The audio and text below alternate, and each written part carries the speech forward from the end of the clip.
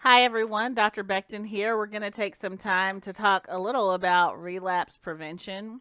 What I'd like to say about this as we're getting started is the Foundations for Addictions Counseling text does a pretty good job of giving an overview of maintenance and relapse prevention. So, what I want to talk to you about here is a little bit of a different take on how we can approach this topic. One of the first things that I would like to say about relapse is that it implies that there was some period of recovery prior to the relapse. And when I think about recovery, that means living a lifestyle of recovery. That doesn't mean solely abstaining from addictive substances or behaviors. So I'll identify that bias for you pretty upfront here because sometimes I have had clients who said, "Oh, well, I was out relapsing last night." And what they meant was I was out using when I said I wasn't going to use anymore. And that's actually not a relapse because there has been no period of maintenance, of abstinence, or recovery from the disordered behavior, but simply a decision, hey, I'm not going to do it anymore, and then returning to it, within an hour or two or a day or whatever the case may be. So, my bias is that in order for a relapse to occur, there has to have been some sustained period of recovery. I also want to talk a little bit about this in terms of abstinence versus moderation management. So, a relapse would look like a return to the previously unstable, unmanageable state of things. So, potentially, a person might pick up a substance or behavior, might have an incident of use, and we can sometimes call that a lapse. It wouldn't be a relapse to me unless they completely abandoned or wholly or mostly abandoned a lot of the recovery behaviors and activities. So, the example that I'll use in terms of a medical model would be, say, diabetes. So, a person is being treated for diabetes that had been uncontrolled, it is now controlled. If they drank a milkshake, that would not necessarily be a relapse, but if their diabetes became uncontrolled such that they needed some additional medical intervention or needed to be hospitalized, that would definitely be a relapse of the disease. Another good example might include when we talk about someone being in remission from cancer. This is actually a good example because a person might have cancer that goes untreated and then they're diagnosed, they don't get any treatment, and then they realize the cancer has metastasized. We wouldn't call that a relapse. So we shouldn't then call that a relapse if we're using a comparable circumstance in substance use or addictive behavior.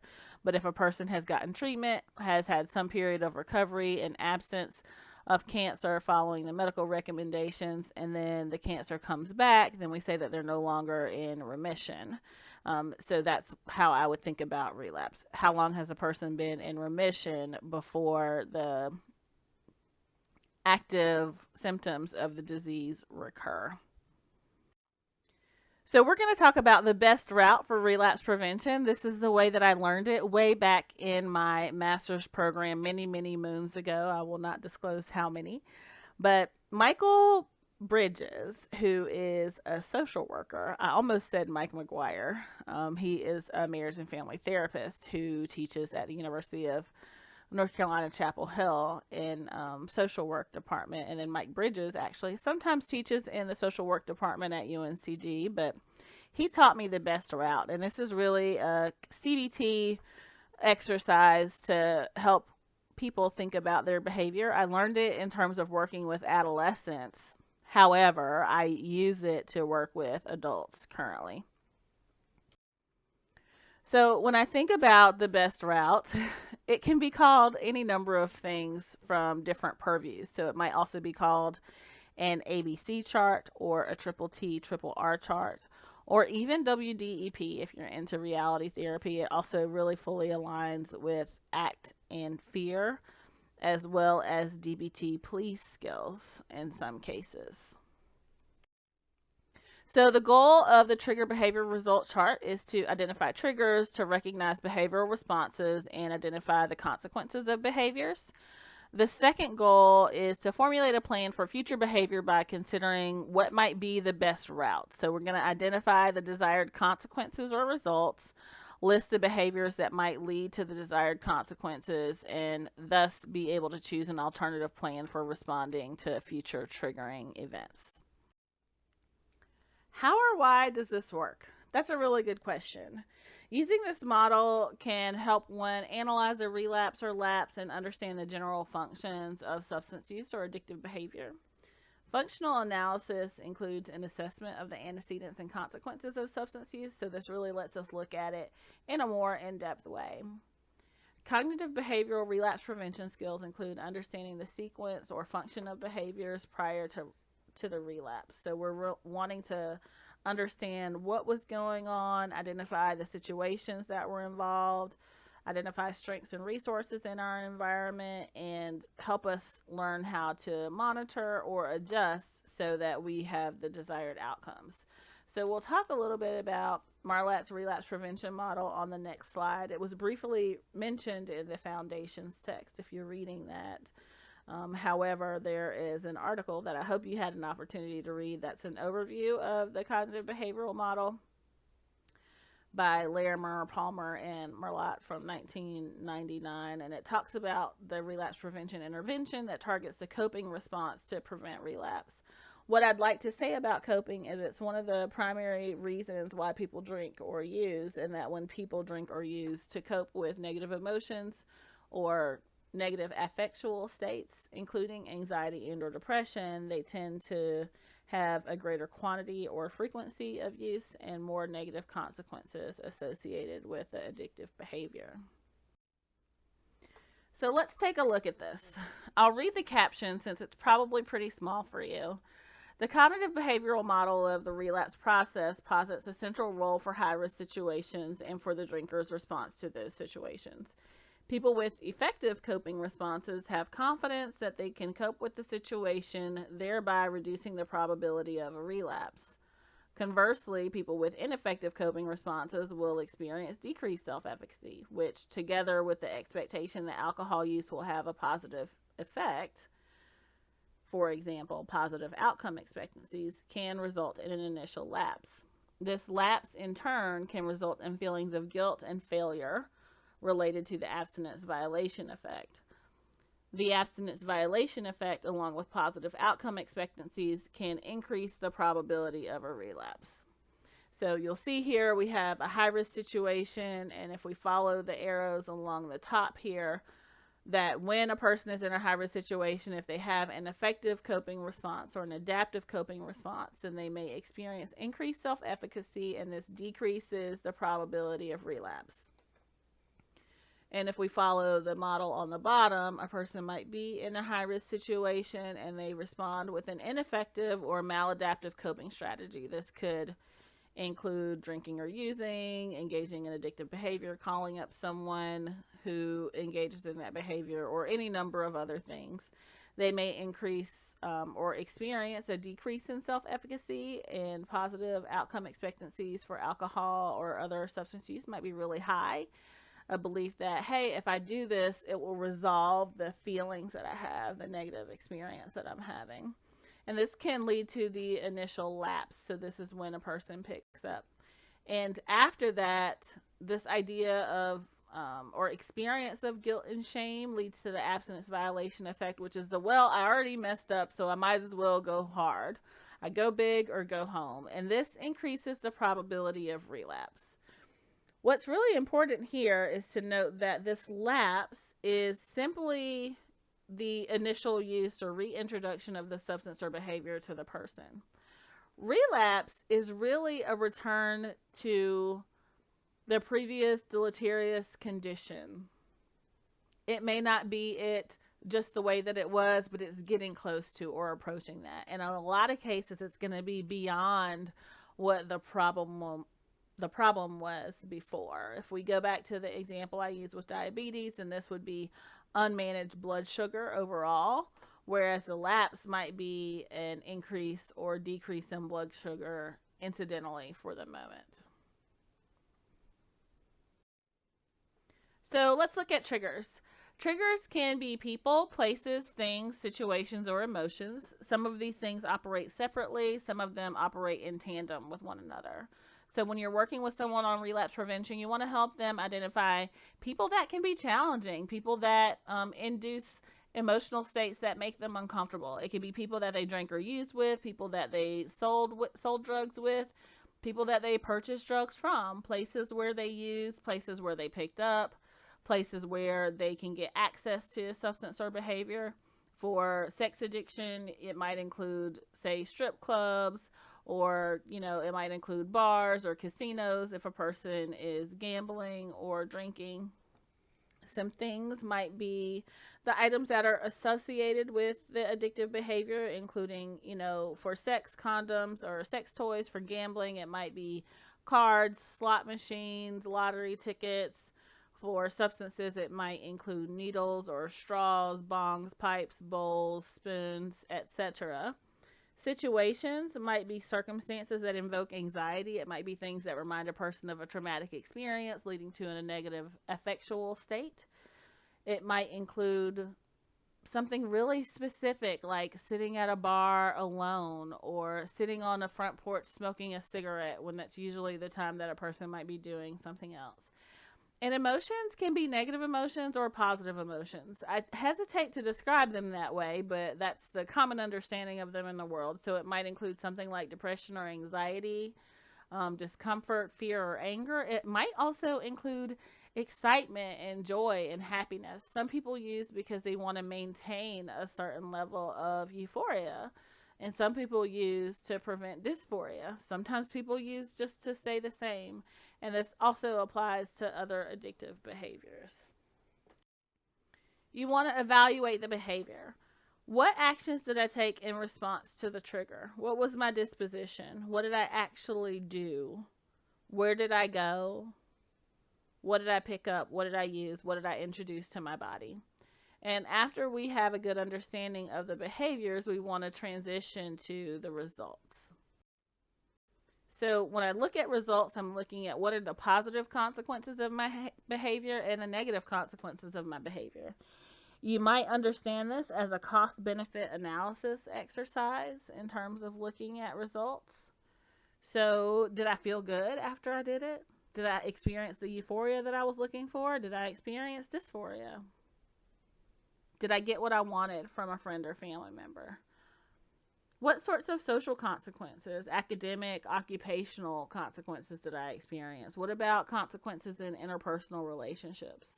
Were there any financial consequences?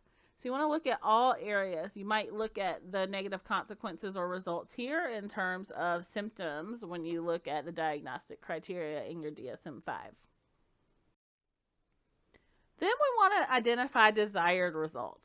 So we've evaluated the results of the behaviors that I participated in response to triggers. So now what do I actually want to do? Do I want to avoid the negative consequences? Are there some positive consequences that I'm looking for? Do I want to feel efficacious, have a heightened sense of self-efficacy? Do I want to remain abstinent? Do I want to be able to maintain my employment or my relationships with friends and family members?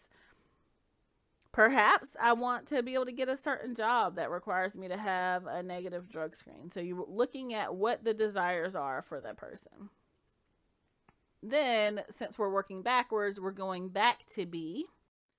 So this is where we're going to identify the behaviors that I need to participate in order to get the results I want. So some questions you might ask are, what behaviors might I participate in to reduce activation by triggers that are avoidable? And for ones that are unavoidable, how do I do something about that too? Can I avoid triggers that are avoidable? Lots of things to think about here. So I would challenge each of you, if you're participating in an abstinence project this semester, to use this to analyze a situation where you picked back up the substance or behavior that you decided to refrain from. So the idea with this is that you're going to work forward and then work backward. So you're starting with trigger, identifying triggers at high-risk situations or circumstances. Then you're identifying behaviors. What behaviors did the person participate in? What behaviors did I participate in response to the triggers? Then I'm evaluating the results of that. What were the results? Did I like them? Did I not like them? Were there positive consequences, negative consequences? What were the positive and negative consequences? Then I want to identify the desired results. What do I actually want to happen? What would I like to have happened? What do I want to happen in the future? And then what behaviors do I need to participate in order to produce the desired results? One of the things that I would like to highlight here is that self-care is a big part of this. So when it comes to behaviors to produce desired results, this can look like physical exercise. It can look like getting adequate medical care, psychiatric care. It can include meditation, spirituality, going to 12-step meetings, for example.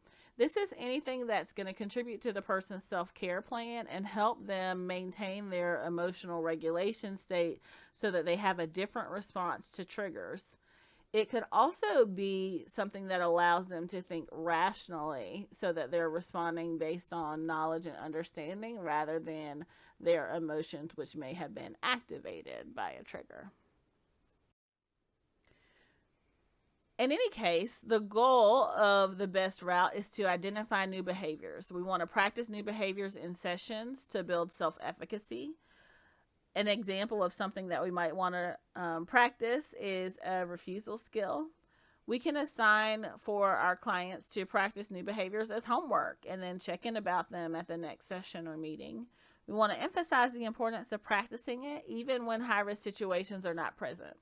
So if you think about the examples of exercise and meditation that I identified before, if we do those regularly, then we can use them as a coping strategy. If the only time we do them is when things go awry, then we might try to do them and say, oh my gosh, I can't do this. This is so difficult, or this doesn't work.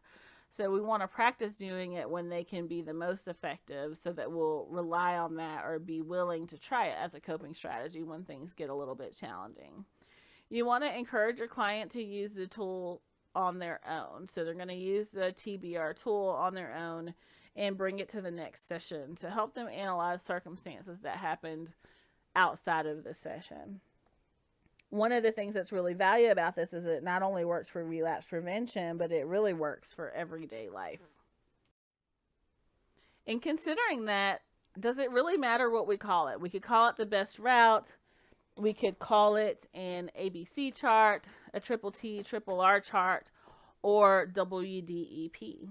So if you're a person that has worked with any sort of behavior management or modification, then you might understand some of these things. But ABC is going to be antecedent, behavior, and consequences.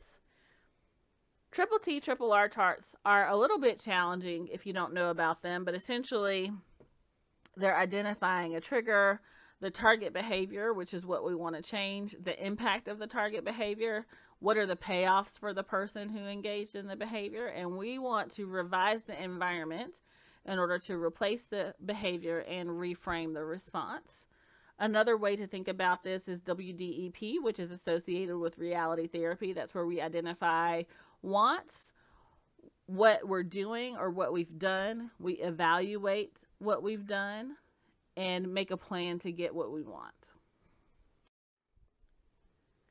In terms of suggested readings, I want to encourage you to read the Narcotics Anonymous basic text as well as the Alcoholics Anonymous big book.